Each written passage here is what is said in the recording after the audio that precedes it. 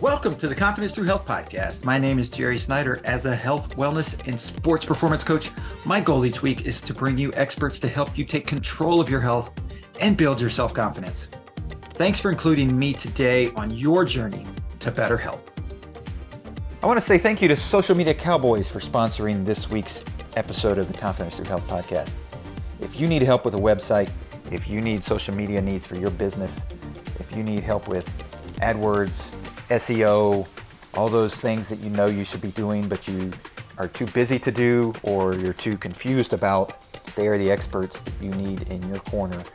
If you're interested in launching a podcast, such as mine, they help me edit my podcast and do a fantastic job making sure that all of the technical side of it is handled and we launch a nice, neat, edited podcast episode each week.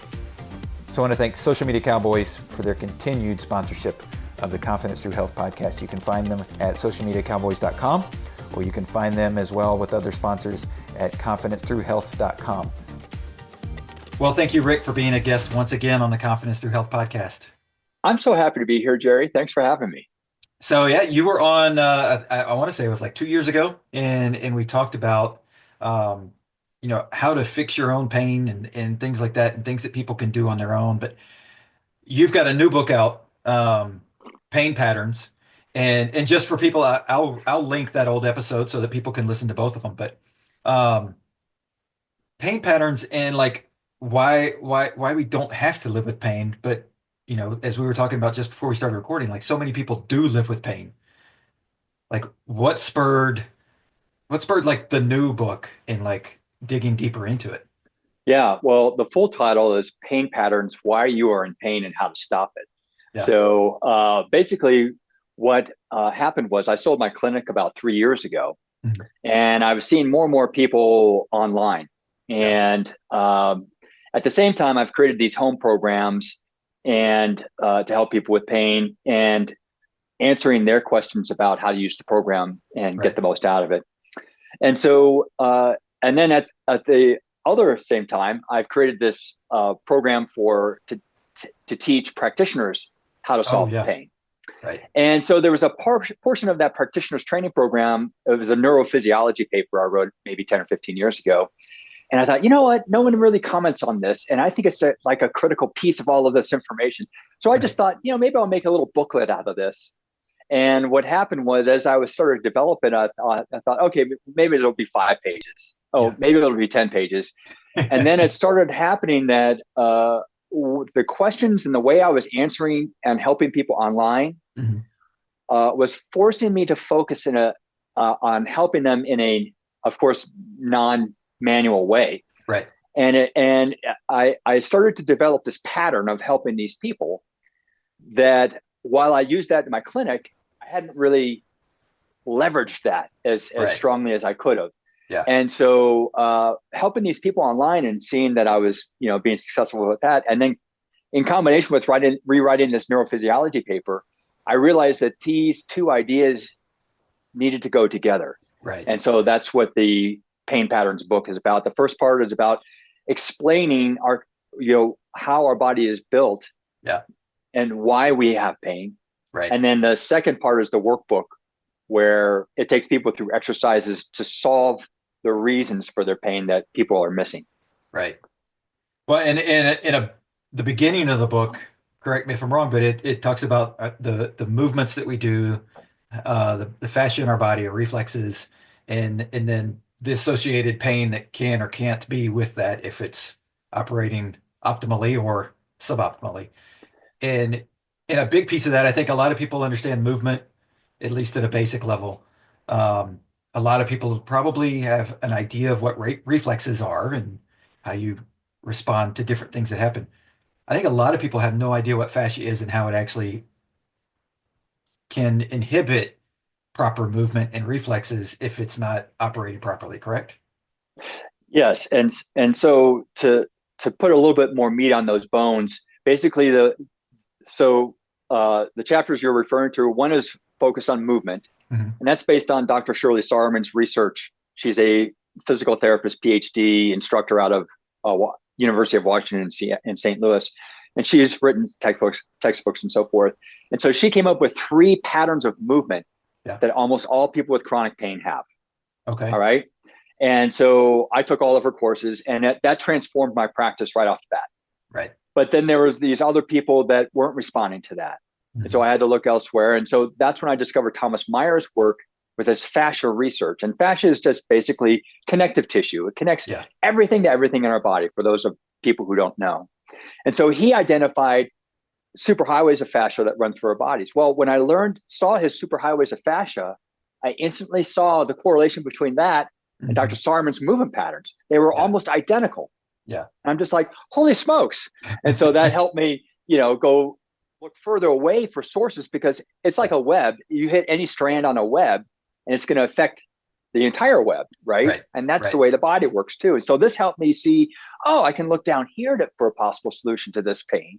And lo and behold, started getting results. But then there was also another piece of the puzzle, was that people seem to have a battery in their body recharging them into these patterns. No matter how often I would solve them, their battery kept recharging these patterns. Yeah. And so they would have to come back again and again. I'm just like, what is going on here? And the only thing I could think of was, it's got to be the brain. Yeah. And so then I found Hannah Somatics, and they talked about reflex patterns. So different than the reflexes that most people hear about. You're absolutely right. Reflexes, like when you tap your knee with a hammer, right? You go to a doctor's office. That's a simple reflex where the foot kicks up and it tests our nervous system, right? Well, there are patterns of reflexes too that involve movement. Okay. And one of those is the Landau reflex, which we use as babies. When babies are starting to crawl and they need to lift their head, they tap into that Landau reflex to arch the back and lift the head. And we further use that when we go to start standing, right?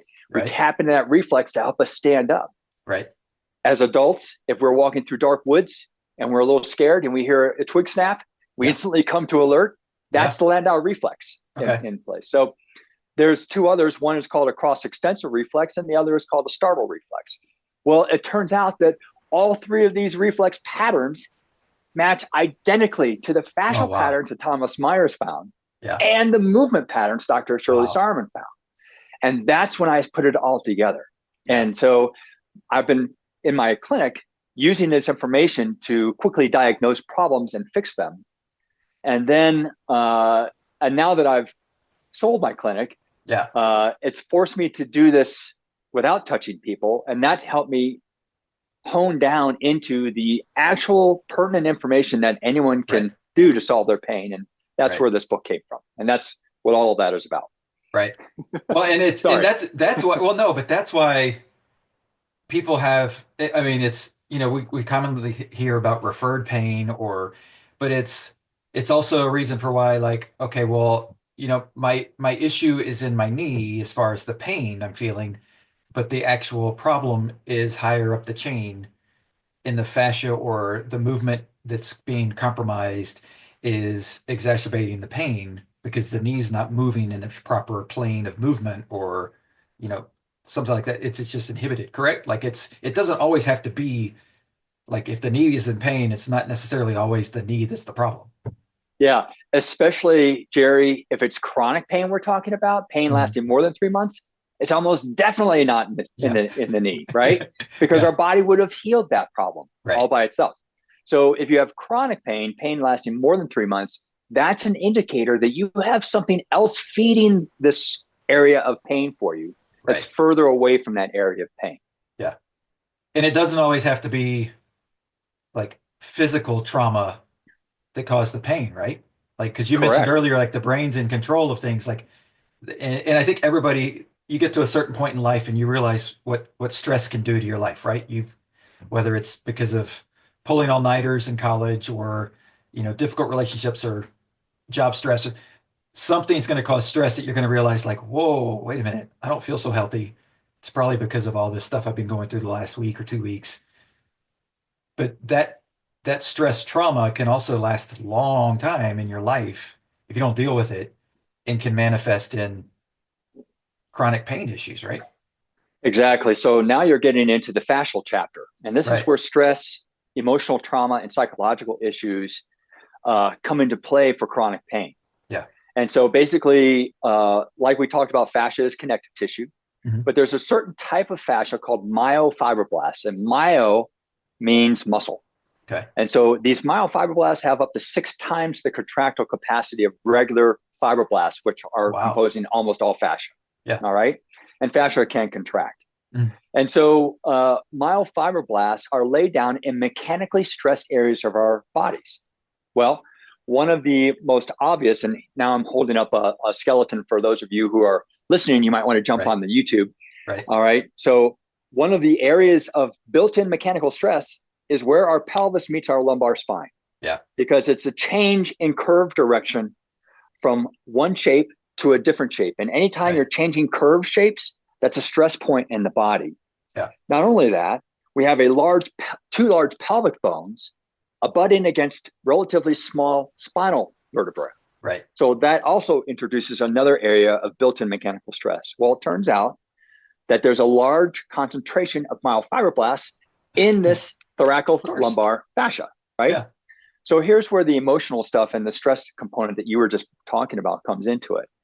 Is that myofibroblasts, again, have 6 times the contractile capacity of regular Mhm. fascia. They are not triggered by our brain. Mhm. Myofibroblast contractions are triggered by cytokines. Okay. Cytokines are like hormones that circulate in our bloodstream. Right. When we are stressed or receive emotional trauma or are undergoing PTSD, where we're Mhm. revisiting the same trauma again and again, Yeah. that is flooding our system with cytokines, which then goes to the myofibroblasts and causes them to contract. Mhm. So your brain could be saying to all of your back muscles, you guys can have a break now and turn off. Right. That's fine. Right. But the myofibroblasts are saying, nope, we don't listen to you. We Right. listen to cytokines. Yeah. And so the interesting thing from this is that, therefore, those kind of contractions that are due to fascial contractions have a longer lead up into maximal contraction. Okay. And they also have a longer tail. Mm. And sometimes that tail never ends Yeah. because of your psychological status. Right. So that's chapter 3 of the Nice. book. But I mean that just shows how complicated the web of our body is, Yes, and how, when you have a pain, I think we both agree, like we shouldn't be living in pain. Like correct. there is an answer somewhere. And so if we're living in pain, then whether it's an acute 2 weeks because we rolled our ankle, or it's a more chronic pain that's months and months and years, like there's a way to relieve that and find a solution for that. And like you alluded to, like okay, well now I'm starting to um put together pieces that are training other physical therapists and other practitioners into being able to put these things together, because if you're coming up with this after 20 years of practice, it's probably not something that's readily available through PT school or med school, that they're like, this is just chapter one of like, here, we're going to teach you all these pain patterns and how to fix this stuff. Yeah. So this kind of gets into your conversation with Dean Volk Hmm. that came out a couple of weeks ago. He and I completely agree that we're not really trained as physical therapists to think like this. And Right. so the term I've come up with is, this is more about systems thinking. Yeah. And what we're trained to do is in physical therapy school is component thinking, Yeah. where we learn the names of things and we learn their actions, their nerves, and all that kind of stuff.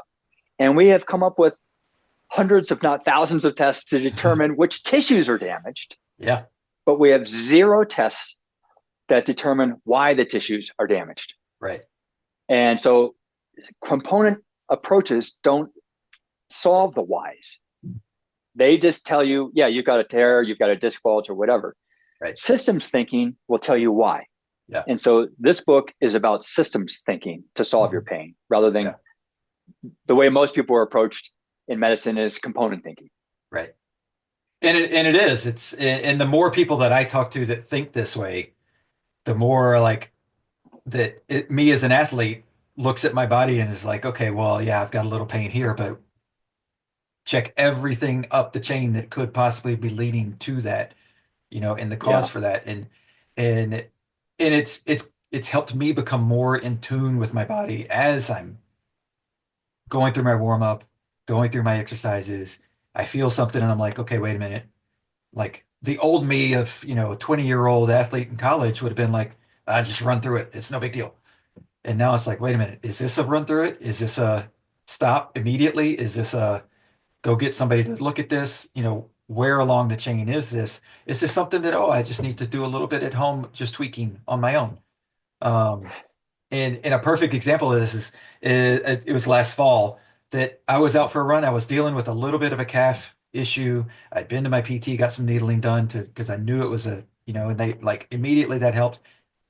2 days later, I'm out on a run and I'm it's an easy run and I could feel immediately the fascia release. And I was like, oh, that feels so much better.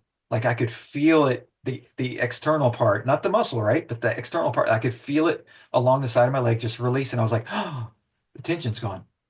Like, Yeah.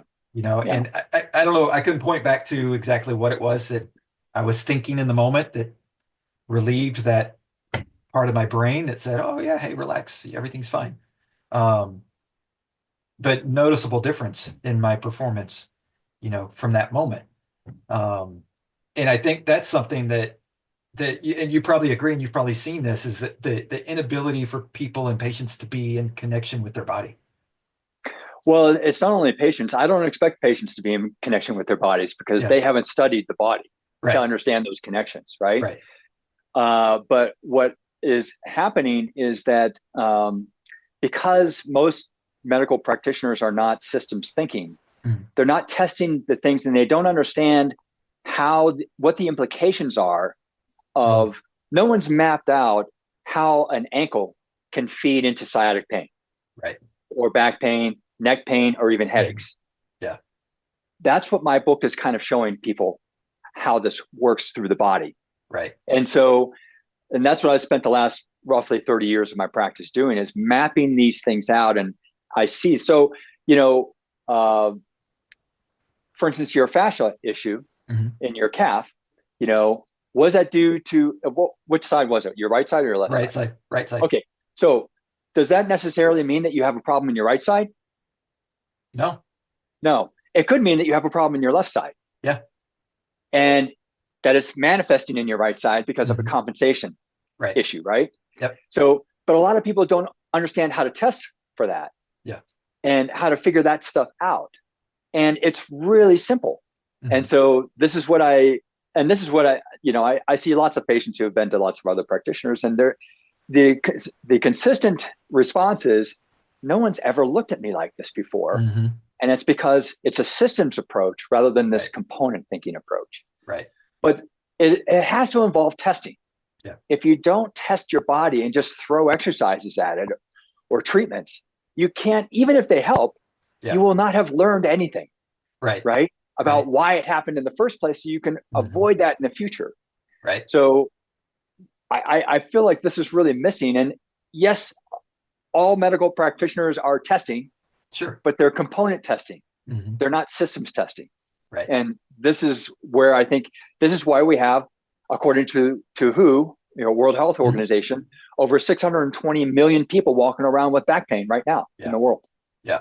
Clearly, we're missing something in medicine, Right. right? Yeah. And I Yeah. believe it's this whole how we're trained in component thinking Mhm. versus how the body actually works in systems Right. thinking. Right.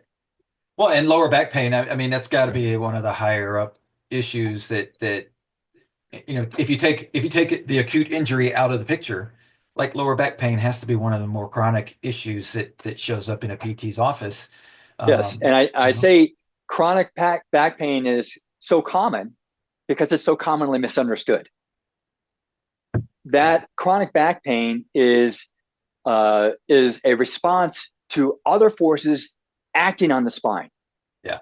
rather than a problem with the spine itself. Hmm. The spine is just an inert object. It's just responding. Right. It's like where all forces are acting through is your Yeah. spine. Yeah. So if those forces are asymmetrical or abnormal in some way or whatever, your spine is the thing that's going to receive that abnormal force and create tissue responses like disc bulges or herniations or arthritis or whatever in response to that. Yeah. I recently heard a person say that Hippocrates quoted that all problems emanate from the spine. And I absolutely disagree. Yeah.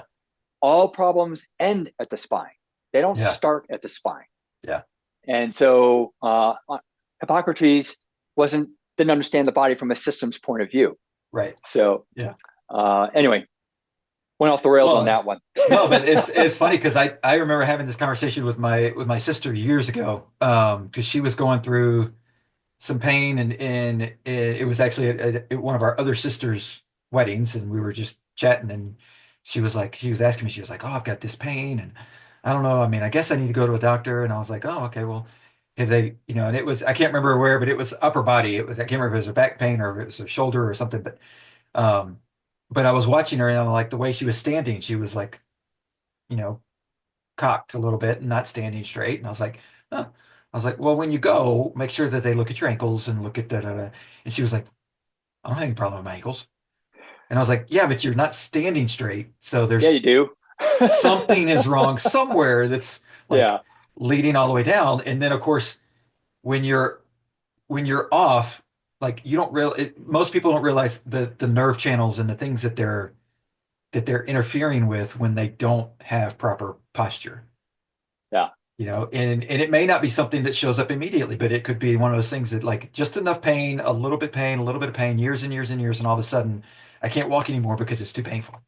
Yeah. I've heard you talk in shows in the past about compensations. Mm-hmm. And so invariably, most people that I see with chronic pain, especially unilateral chronic pain, one chronic pain on one side of the body or the other, they aren't aware of the older injuries that they have, right, that are still feeding their problems. Mm-hmm. And so the way that works is that, like, I tell a story in the book where I was helping this woman with sciatic pain. And so it ended up that she had this ankle sprain 30 years ago. Oh, yeah. That didn't cause her pain. And so, oh, well, that can't possibly be the problem. Well, that's only not a problem for you right now in your ankles because your brain is compensated for that. Right. Right. Yeah. And so we very quickly, within 5 minutes of our session, zeroed in that was the problem. Yeah. She's like, I don't understand that. Well, the way it works is that, so she had this ankle sprain on a massive hike, carrying a backpack with several other people. So she had this big ankle sprain. She handed her pack to the other people. She continued to hike for over several days. Eventually the ankle felt better. Eventually she could carry more and more of her pack, and everything must be good. But the problem is that the brain knew to unload that ankle to give it some rest, right? The problem is the brain doesn't know how much load to put back on that ankle after it is quote unquote healed. Right. And so what she had done is she had only put 70% more of the load back on instead of the full 100%. And over time, that created these asymmetries through her body and weaknesses and so forth that caused her chronic sciatic pain. Well, once we fixed her ankle, all of her sciatic pain went away. And so, to think that your brain is always going to do the right thing, well, your brain's focus is a short-term focus. Yeah. Its goal is to get you from A to B or run that marathon or whatever. Yep. So it's not so much concerned with the long-term consequences of its short-term successes. Yeah. That's where we get into the problem with chronic pain. Right. Yeah. Your brain is just like, I want to keep you alive right now. Yes. It's not thinking, what do I have to do to keep you alive in 20 or 30 years? Yeah. It's right now. And I think that's whether it's physical issues or nutrition issues or, underlying other chronic health diseases and things, like I think our whole society has sort of fallen into that right now versus, long term. Like, and we see that in so many different issues with our health, at least in the US, Yeah. And since you're a runner, I'll tell that I have this I think I have this in this book, but anyway, I had an elite marathon runner. Came into me with sciatic pain, and she had a whole medical team, personal trainers and everything. Yep. It has been going on for months and months. No one could figure it out. So she came in, and it was a right sciatic pain issue. And so all of their treatments have been focused on the right leg. Mm-hmm. And we determined that her left leg was 50% weaker than her right leg. Yeah. And she was shocked because she had been doing strength training and this had never come up. Right. So that's how good the brain is at compensating Oh, for yeah. these things. So none of her trainers spotted it, none of her Wow. physical therapy, no one spotted this, but it's a very simple test to identify this. And so we Yeah. did the test, we identified it, and she was completely blown away. Yeah. All we did was strengthen her left leg and her right sciatic pain went away. Why was Yeah. the right sciatic pain happening? Well, in this instance, it was because of an overuse issue. Mm. Now, if the right leg was weaker and she had right sciatic pain, then it would be a problem in the right leg that's Yeah. causing the right sciatic pain. Yeah. Yeah. But Yeah. her right leg was 50% stronger than her left. Wow. This indicates an overuse issue, Yeah. a compensation pattern from the other side. Right.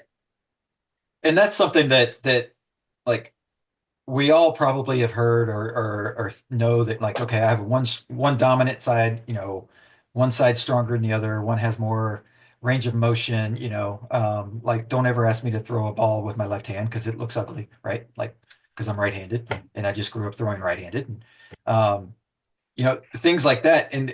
And we all sort of know those things, but then when it comes to an injury, we sort of throw that out the window and go like, oh, it can't possibly be a problem that like I've got an old PCL injury in my left knee, and my left leg that was 2016, and I know that it's still smaller because I can measure it with a tape measure and know that the diameter is still about a quarter inch smaller in quad than my right.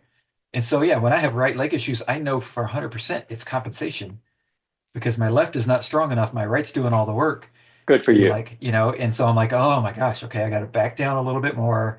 Like I'm not quite where, and so I know all these things, but so many people don't. And when I talk to my athletes, and it's one of the things that I'm like, I can point out when they're running and if they're not symmetrical, right? Right leg's got more range of motion or more power on it. And so the left leg's not going through the same range of motion and stride length and things. And I'm like, okay, well, you're only going to be as strong and as fast as your left leg can move. Like, so if we don't make that more powerful, it doesn't matter what you do with the right leg. We got to Yeah, get the and left leg. your people are very lucky to have someone who's as observant and Mhm. knowledgeable about biomechanics as you are, Yeah. right? Yep. But the vast majority of people don't Yeah. have Don't have a access clue. to Jerry's, Yeah. right? And they can only rely on themselves. Yep. And that's why, and even people who are like this marathon runner who had this whole team, right? They didn't understand this simple principle. Yeah. And so that's why I felt a real need. All my other books, this is my ninth book. My first six books were about helping people with the back and hip and all this Right. kind of stuff. Yep. But none of them helped diagnose why those problems were happening. Yeah. And so that's what, almost 10 years later, that's where I feel like I need to help people is because Mhm. this is where I found people who take my home programs. All of these tests are in my home programs. Right. But every time I work with someone online, these are the tests that are identifying where the problems are and how Yeah. to fix them. Yeah. And so if people aren't lucky enough to have you, then somehow they need to be walked through this information. Right. They have to be able to test themselves and see Yeah. objectively what the results are rather than waiting for someone to tell them who may or Mhm. may not be right. Yeah. Right. Yeah. So that's why I felt the need for this book. Yeah. Well, and like you said, it's you can do, just let's look at just the component and let's fix the knee, let's fix the hamstring, let's fix the whatever it is that's bothering me and miss the whole picture and then, you're going to be back in 3 months or 6 months with either the same or something similar issue. Yeah. In that same, and you're like, oh, we just fixed the knee and now it's the calf. Oh, we fixed the calf and now it's the ankle. Oh, we fixed it. Like, okay, well, there's something else driving this train, Yeah. you know? Well, what if we knew from the beginning that it was the ankle? Right. What an idea, Exactly. right? We spent Yeah. months fixing the knee and the hamstring and the hip, but Mhm. no one assumed that it could have been the ankle. And what if it was the opposite ankle?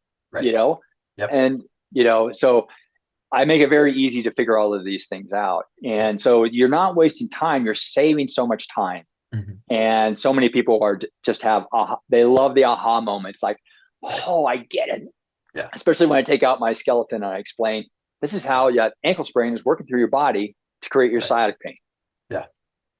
Well, and so with those old injuries, right? And I think we all probably, once you get to 40s, 50s years old, we've all had those conversations with somebody and it's like, oh, my old high school football injury or my old basketball injury or whatever it was. Yeah, Like those injuries that were now, 30 years old and whether they were treated or not, especially if they weren't, but even if they were treated, probably weren't treated properly. It's as far as like what technology is available now. And so like going back in and just being like, hey, you know what? I had an injury. I don't really have too much going on right now, but let's just make sure that I have the right range of motion, the right nerve, the right muscles, the right everything's working properly because I had this old injury. absolutely right. I mean, uh, if you have chronic pain, it means that there is something wrong right now. Yeah. And usually that right now thing is something you have overlooked, like an old injury Mhm. in so many of the cases. I Yeah. can't, I once treated a guy for back pain, and he was a lineman for the Oklahoma Sooners like Yeah. 20 years ago. Yeah. I said, well, what were your old injuries? Oh, I've never had any older injuries. Oh, What? You were a lineman for the Oklahoma Sooners and you never wow. had any old injuries? Oh, no, I was fine. And then his wife was luckily was there and she says, well, tell him about all your surgeries, dear. And so he Oh my goes through this gosh. list of spinal surgeries. I said, I thought you said you didn't have any injuries. He says, well, those are surgeries. Those aren't injuries. I'm just like, Oh my gosh. oh, so we're getting with Hmm. bogged down in semantics. And Yeah. this is the hard thing is that, I can be speaking to you and I can be speaking to all of your listeners. And because they've been trained to think about something from one perspective, Right. maybe a word I'm using is triggering that understanding that isn't Yeah. really aligned with my understanding. Right. And so that's the hard thing about all this stuff is the Yeah. semantics, because we can all say, oh, yeah, I understand biomechanics. Well, if you have chronic pain, then I'm sorry you don't, Yeah. because you shouldn't have chronic pain if Right. you really understand biomechanics. Yeah. So that's where we get caught up with I think a lot of things is semantics. Yeah.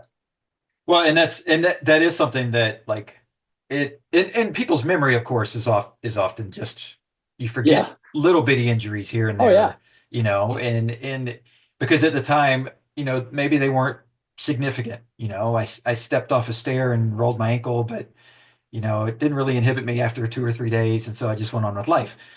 Like, but if there's still something damaged in there, then it's, you know, um, and the people that listen, they know that I tore my Achilles last year. Um, and Right or left. right, of course, yeah, the There we right, yeah, go. yeah. Um, and it was an interstitial tear, and in the MRI that I got done, it was funny because my doctor, he got the MRI and he was like, okay, yeah, it's a small interstitial tear, which is what we thought. I was like, okay, and he sent me the results, and he was like, what else do you see? And it was like, this ligament is torn, this ligament is torn. And I was like, well, I didn't do those recently. Those were old. And he was like, yeah, this is called a runner's leg. He was like, your ligaments are gone. It's like, you're compensating all over the place. And I was like, yeah. So like, not only has my training changed since my recovery from that, Good. because now I'm like, oh wait, now I have to do all these other things because like, Yeah. and that's when it was after that point during that recovery I had the fascia release, and Yeah. so it was like you know being a lot more in tune with what's going on because I've beat up my body as an athlete. I've just Yeah. it's just and so many of us do that and don't realize how bad the damage is that we're doing because we can't see it, and And unless we're still hobbling on it, it doesn't really affect us. I would guess, Jerry, given that this knee injury was so old and you're not, and all of the ligament damage you have in your foot, you might want to do that fascia release like once a month or something. Oh yeah, no, Because I do it. I do it once a week. okay, all right, good. Yeah, I am all over that now. Yeah, Yeah, there's like I show up for a trek workout and I've got my backpack now as opposed to just going out before and just being like, oh, I'm just gonna be out here. No, now I've got my backpack with all my tools and everything. So I'm like, if I feel anything, I'm tweaking that whether it's the massage gun or it's the scraping tool or whatever it is that I need. Um, Do you mind if I I'm take a trying to get moment? all over it. Do you mind if I Yeah, take a moment to kind of show people what we're talking about in terms of sure. how maybe an ankle issue might feed up into sciatic pain or even neck pain or Absolutely. headaches? Okay. Absolutely. So basically, one of the functions of our ankle is that it needs to bend. Can you Right. see me okay? Yep. Okay. Absolutely. That the knee needs to bend over the foot to some Right. degree. All Right. right. And typically with some type of old ankle injuries, that is restricted in some way. Hmm.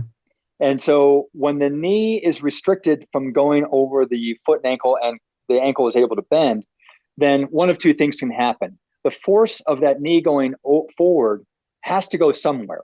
Right. And so that either causes the foot to collapse excessively, Hmm. leading to things like plantar fasciitis or heel spurs or Morton's neuromas, Right. or the foot saying, nope, I'm not going to take that. And it's going to push it back up to the knee, Yeah. which means that the knee won't be able to bend as much as it would if we didn't have an ankle issue.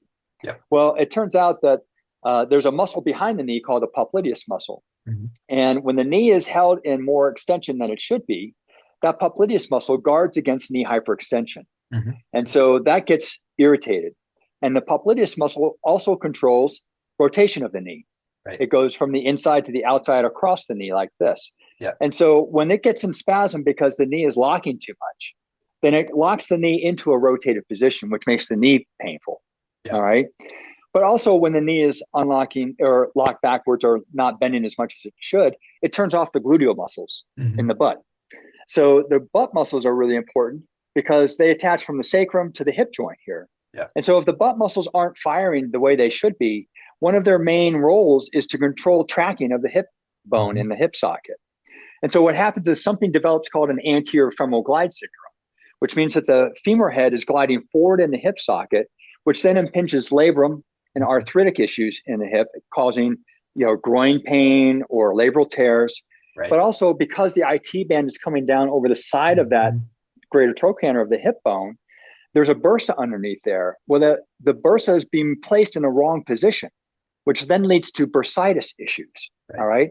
And also, one of the smaller muscles back here that's trying to hold on to that hip bone is the piriformis muscle. Right. And Yep. so if the hip bone is gliding forward excessively and the butt, which is the primary muscle that should be doing all the work, isn't working, Yeah. then that work falls to the piriformis muscle, which then creates piriformis syndrome, also contributing to potentially chronic sciatic pain Yep.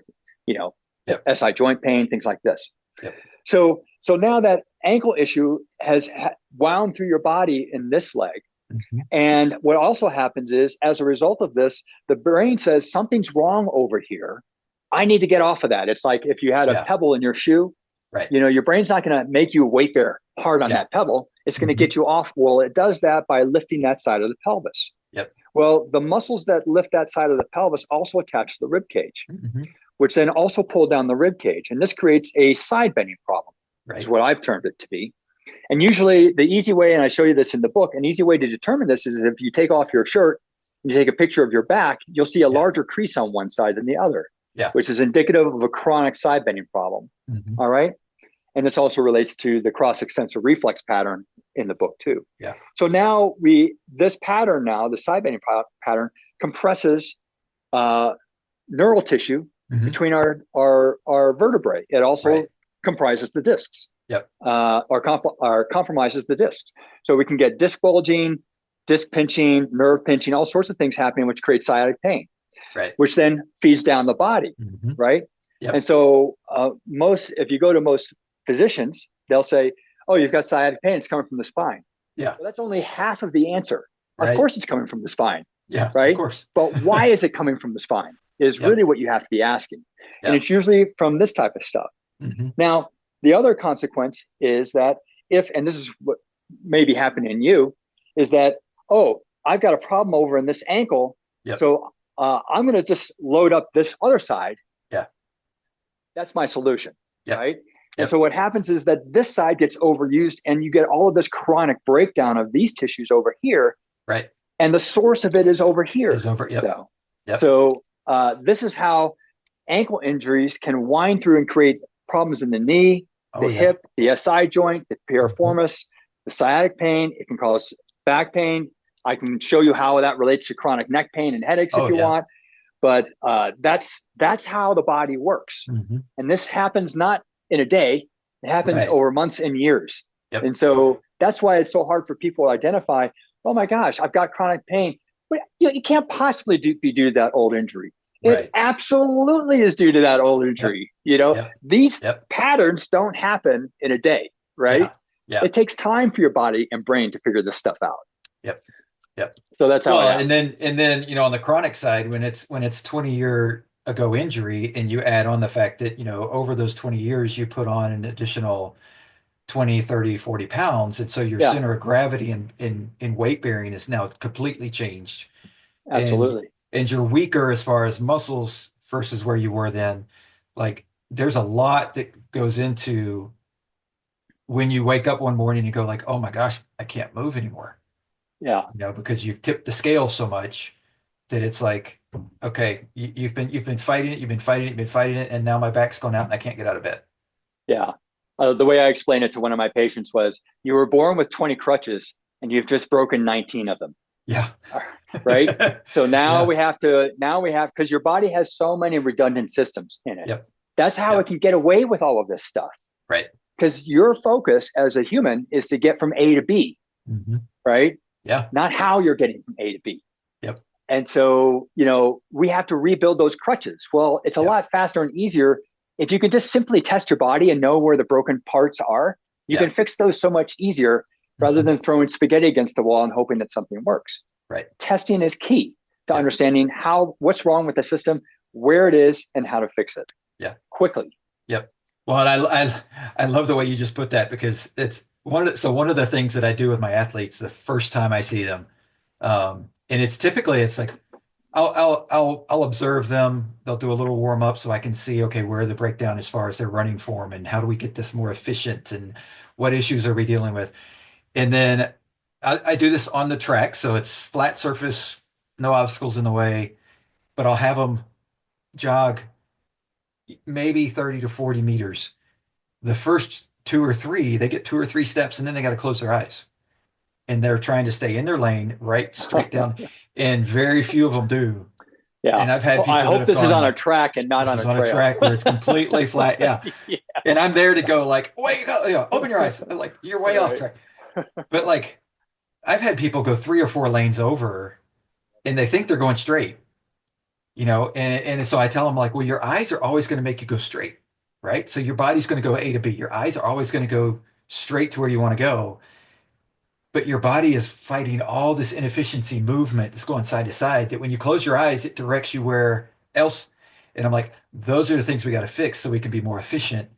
And it could be a movement pattern thing. It could be a strength thing on one side or the other, right? There's so many things that can be identified there, but I do that because that usually they go, light bulb. Okay, this guy knows what he's talking about. Yeah. I love that. Okay, I can't do I this on love my that. own. I gotta, yeah, That's a like great it test here. immediately like breaks down and goes like, oh crap, I'm, Yeah. and I'm like, and like I said, I've tested well over 200 athletes like that, and I've only had maybe five that have been in a straight line Yeah.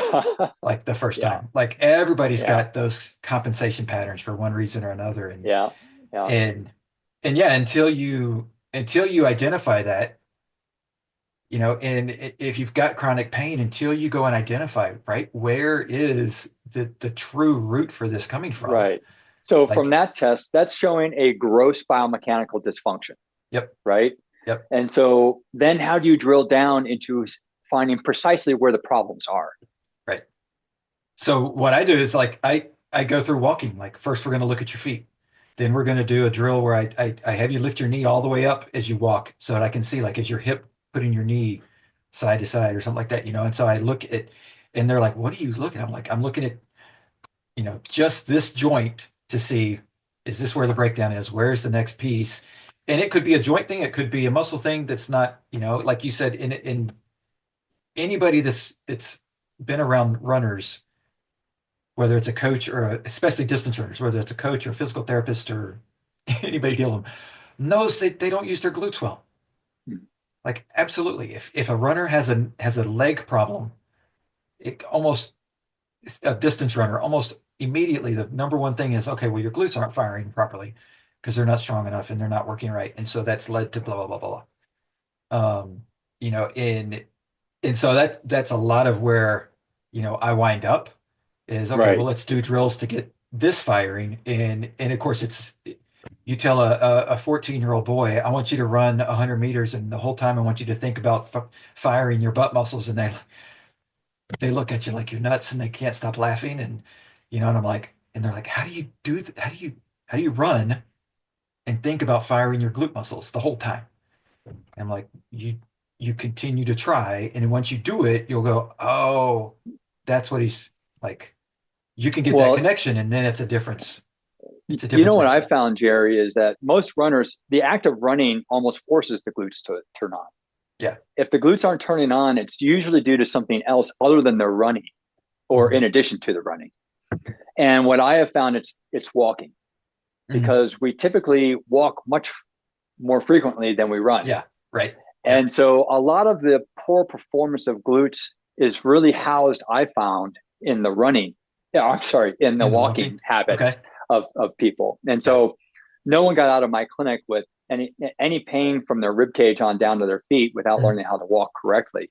Yeah. And if you walk correctly, that naturally turns on your glutes Right. rather than having to consciously think about turning on the glutes. So that was a good selling point of learning how to walk correctly. And Yeah. I got a lot of pushback from 70 and 80-year-olds. I've been doing this all my, Oh, I'm sure. well, I'm I'm sorry, sure. you've got chronic pain and this is Yeah. why. And so Yeah. we're going to fix it. And so, Yeah. anyway, that might be something interesting for you to look at, is Yeah. walking mechanics to Yeah. help your runners with their running mechanics.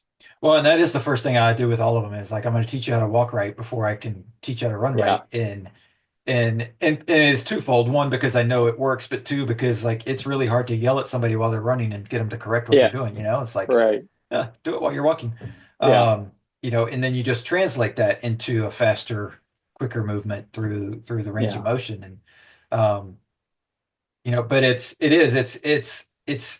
going from A to B and getting your body to slow down in that process to say, why am I hurting? Why is this wrong? You know, Yeah. and almost to the point of like, if you go somewhere and all they address is where your injury is, like it's almost like that should be a red flag that like, okay, wait a minute, I need more than this, because especially if it's a chronic injury, that it's not just the pain site that's the problem. Yeah. I think one of the things, though, is that, you've clearly spent a lot of years honing your observation skills, Hmm. Hmm. right? Hmm. So have I. Yep. And, but if you're not trained, I've met many therapists and chiropractors and so forth who haven't learned how to observe behavior Mm. Yeah. properly, Right. or learn what the consequences or Mhm. causes of those behavioral problems are. Right. And so, for most people, multiple joint assessment Hmm. simultaneously, like Yeah. watching someone walk or run, Yeah. is much too complicated. Yeah.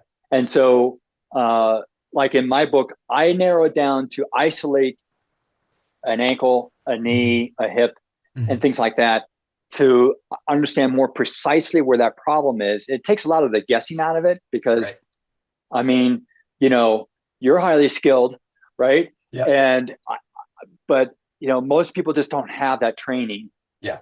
even if they think they have that training, Right. right? Because we're Yeah. all as physical therapists, we're taught how to analyze gait. Right. Well, I've never met a therapist who really analyzes gait properly, Yeah. even though they've been taught that, right? Right. Yep. Because they don't understand it from a systems standpoint. Yeah. So anyway, just a thought there is that I agree with everything you're saying, but most people don't have those skills. Right. And so Yeah. that's where they need, something like this book or hire Right. you or something like that Right. Yep. to come into the matter. But I feel like if we could, if our training included these types of skills, Oh yeah. we could help so many more people so much faster, Oh yeah. Yeah. And that's the tough thing, is that physical therapists aren't trained this way, in part because we would never pass our national Yeah. exams Yeah. with systems thinking knowledge. Yeah. The exams test component thinking knowledge. Right. And so the systems thinking is lost on them because Yeah. as a graduate, you're just worried about passing that exam, right? Right. Yeah. And Yeah. so that's I think where the problem is, and that's why I don't even bother approaching physical therapy schools about this because Yeah. it's so counter to what they're Right. teaching and Right. where their focus is to get them to pass these exams. Mhm. This isn't really where that belongs. Yeah. This type of knowledge. Yeah. Um, but what's great is that you're not the only one that I've talked to that thinks this way. Oh yeah, You exactly. know, I mean, y'all are out there but it's the people that are 15, 20 years in Yeah, that are also have that passion for like, okay, I'm not just gonna, this is what the book says to do. This is what the treatment plan is from, the approved insurance is going to pay for, blah, blah, blah. But it's like, okay, wait a minute. No, I want you better. And I'm not yeah. saying the other people don't want you better, but there's a different level of like, That let's figure knowledge this is out for the really good future. for acute issues, Right. right? Physical therapists can blow acute issues out of the water, Yep. post-surgical, things like that. Yep. That training is perfect for that. Yep. But with chronic issues, it doesn't really apply. Yeah. And I would guarantee that you interviewed Dean and now you're interviewing me. If you interviewed 100 physical therapists and you asked them, how much of physical therapy school instruction has helped you solve chronic pain, Right. I would guess 99 out of that 100, if not 100, would say almost none of it other than Yeah. just knowing where the muscles are. Right. Yeah. Yeah. So it's And unfortunate. it is, and it's something that we're going to deal with, and I think, and it's going to continue to increase at least over the short term until the rest of the things that we're doing as a society start to actually improve our overall health with diet and just overall exercise and getting these things back into driving the obesity rate down because you know the change in our body makeup as we get older definitely plays a part in how these old injuries start to show up because you just can't fake your way through it anymore because you don't have the muscle makeup to fake your way through it. Well, you made an excellent point a little while ago. You have these biomechanical problems, and then, now you add 30 extra pounds Right. to that load. That's just amplifying those Yep. mechanical problems. In my opinion, though, you don't need to lose that 30 pounds in order to solve that pain because Right. the 30 pounds isn't the cause of the pain. Right. It's just amplifying Yeah. the biomechanics. Yeah. Fix the mechanics and you can keep the 30 pounds, although Right. it would be healthier if you didn't. Right. But keep the 30 Right. pounds, just fix Yeah. the issues. And, Yeah. No, I I agree. find that works. And I feel like most people are much more receptive to that message Yeah. because losing 30 pounds is a lot harder than solving a biomechanical problem. Right. Right. Right? Well, and like you said, you can lose the 30 pounds. It's not going to make the problem go away, Correct. Correct. and unless It that may was reduce it a causing the little bit. problem, Yeah. but yeah, it's not going to make the problem go away. It might, yeah, like you said, it might reduce because you're not carrying as much weight around, but Right. um, and I've got some older clients who are trying to lose weight and trying to build back muscle and get some of that back in their life. And there's times where it's like, oh, I can't do that movement. The arthritis is acting up. And I'm like, okay, yeah, I mean, I Yeah. get it. That's a chronic issue that and so we tweak what we're doing to make sure that there's no pain there. Um, Yeah. and as they go through that, they've lost, some of them have lost weight. And so those movements the range of motion gets a little bit longer, a little bit more to it, Mhm. but there's still that boundary of like, no, arthritis just kicked in. I'm like, okay, well, that's fine. Like, Yeah. you know, Do you mind, Jerry, if I take my example further to show, sure. because there's a lot of people listening who have chronic neck pain, headaches, and Hmm. shoulder issues, to tell them how that Absolutely. ankle may be feeding that too. Absolutely. All right. So we've just learned that, let's say we have an ankle issue here, Yep. and that ultimately winding through the body can create what I call a side bending problem. Right. All Right. right. And so, which means that the pelvis is higher. Yep. By the On way, one this is side. often misdiagnosis of leg length discrepancy. It Yeah. almost never is. All Yeah. right. Hmm. And so you see people coming in with heel lifts and so forth. I'm Yep. sorry, you don't really have that. Yeah. That's not your problem. But anyway, part of this pattern is that the pelvis is higher and the rib cage is lower. Yeah. Okay, so the center of function for our upper body system, if we looked at the anatomy of our bodies, there's only two areas of the body that have broad, flat bones: Hmm. the pelvis and the shoulder blade. Right. we know that the pelvis is the center of function for our pelvic and lower body and low back Mm-hmm. system. Mm-hmm. The same goes for the shoulder blade. Yeah. It has significant muscular attachments into the neck bones and the base of the skull. And so it has rules about how it should be operating. Right. And if the rib cage is down, then where the shoulder blade is resting is automatically wrong. Mm. And that then creates stress being delivered to the neck and head through these muscles like the levator Right. scapula, upper trapezius, and things like that.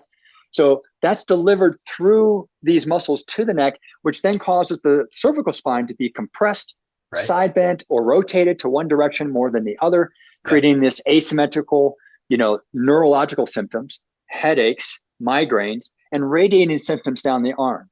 Yeah. Now, again, you'll go to a physician and they'll give you an MRI and, oh, you've got disc bulges. This is why you're having radiating Mm-hmm. symptoms. Well, that's again only half the Yeah. answer. Yeah. The question you should be asking is, but why do I have these disc Right. bulges? Yeah. Right? Same as in the lower spine, same as any structural finding you find on those MRIs. Mm-hmm. Ask your medical professional why you're having those, and I'll bet 99 out of 100 times they're going to shrug their shoulders and just say, Yeah. you're just getting older, or Right. You're a marathon runner. What can Right. you Yeah. know, things like Yeah. that. Mm-hmm. So this is how you can trace potentially an ankle issue, Yeah. all the way up to headaches, neck pain, radiating symptoms, even down the arm, Right. and shoulder pain. Right. Yeah. Well, and your example of a physician saying, "Oh, your legs are just one's longer than the other." You have a leg length discrepancy. I was Yeah. actually told that by two different people. Right. Once in high school, and I was like, I've never had this problem before. I'm here now because in a race I stepped in a hole, and now my back hurts. Yeah. And you're telling me it's because one leg's longer than the other. You don't think it's because I stepped in a hole and I jarred things like. Right. You Yeah. know, and it wasn't until I got to college that they were like, "Oh, your hips are like, let's fix this." And I was like, "Oh, Yeah. wait, I'm done." I'm like, and so sometimes it's like you've got to also go like, "Okay, wait a minute, but I didn't have this problem before. I had this happen, and now I have this problem." Yeah. I don't think that it was all of a sudden my body changed, my anatomy changed. Like, no, there's something that's off kilter. Yeah. Is I have what a story in changed. the book where a woman came in with full-length x-rays of her child's spine all the way down to her feet Mhm. to prove that it was a leg length difference. Yeah. I looked at it and I could see these subtle rotations at the Mhm. joints. I'm just like, no, we fixed it right there. Yeah. And instantly the child had better balance, Mhm. strength, Yep. happier. Yeah. The mother, on the other hand, was very upset. But, I can imagine. it's such a common misdiagnosis. Yeah. And most of it's based off the fact when we see one side of a pelvis higher than the other, Mhm. we assume it must be a leg. No. And people are not measuring leg lengths correctly. Yeah. Even in the Yeah. clinic. So they're just introducing too many factors of compensation in their measurements, which Right. make it appear like that's the Yeah. case. Yeah. Well, and you mentioned the rotation because there's so many parts of our body and joints that can rotate slightly. And if they rotate and stay there, then all the muscles learn to hold that position. And I would assume that like slowly over time that can just keep going and keep going and keep going. And then you're not really having a leg length issue. It's that your bones your muscles have pulled your body up to a Yeah. different position. I would venture to say that anyone who's experiencing one-sided pain on Mhm. one side of the body more than the other, has this pattern at the root of their issue. Yeah. That's been my experience. And Yeah. this pattern includes all of these compensations, including rotational torque through the pelvis, SI joint issues, and so forth. Yeah. So if you have unilateral pain, it's not just because you have a disc bulge. Right. It's why you have a disc bulge. Yeah, exactly. Exactly. So if that helps people understand, get a visual of what's wrong with their body. Yep. Well, Rick, I want to thank you. I want to be respectful of your time. I want to give you the opportunity to tell people how to get in touch with you, how to get a hold of the book and follow you online. Oh, sure. I always just keep it simple. Just go to my website. I have a Right. contact form there. Just use that if you want to get in Okay. touch with me. I also have a link to Amazon for my book if you want Cool. to go to my Yep. website and order that, or you can just go straight to Amazon and order it there. Awesome. And Awesome. by the way, all the tests and exercises in my book are also found as videos on my website. Awesome. So for those people who like to see video of things Mhm. rather than just descriptions and pictures, Yep. that's for you. Awesome. Awesome. And I will link all that stuff in the show notes so people can get to it really, really quickly. So, Rick, I mean, it's great conversation as it was before. Again, this time, like, I've learned stuff and it's great. And I love when I can do that. And hopefully, we've been able to communicate some great information to all the listeners. Yeah. And I just say, Jerry, I'm really so impressed with your level of knowledge and Oh, understanding thank and you. compassion that you bring to your clients. So, and, it's evident in these interviews, and I just really appreciate talking to someone like you. So thank you. Awesome. Thank you so much. Thanks for checking out the Confidence Through Health podcast. Please subscribe, post a review, share this episode with those you love who need a little extra help with their health journey. Visit allinhealthandwellness.com to learn more about the coaching programs that I provide. All episodes are produced by the Social Media Cowboys, your source for all online marketing needs. Go to socialmediacowboys.com for more information.